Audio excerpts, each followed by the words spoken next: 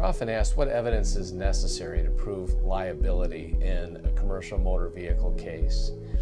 There are a number of pieces of evidence that we think are critical. Number one, we want a complete background check of the defendant driver, the truck driver, so to speak.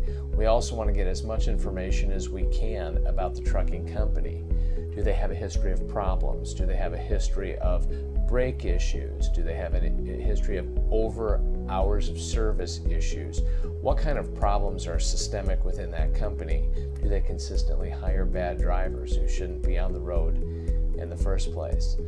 These are some of the background issues that we investigate to determine liability in a truck wreck case. So our analysis begins long before the time of the wreck.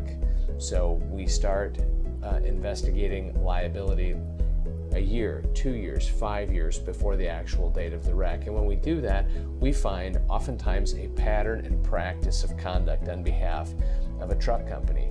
We find unqualified drivers sometimes. We find trucks that have been out of service a number of times and therefore should not be on the road. We have a variety of issues that crop up over and over again.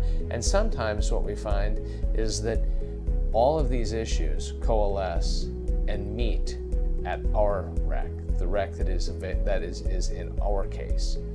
And so these problems become much more compelling when you understand that sometimes you're dealing with a truck company that has a terrible safety record and is routinely violating the rules of the road. And unfortunately, sometimes our clients are the next victim. And that's one of the reasons why our clients ask us to do multiple things in a case. They ask us to hold wrongdoers accountable.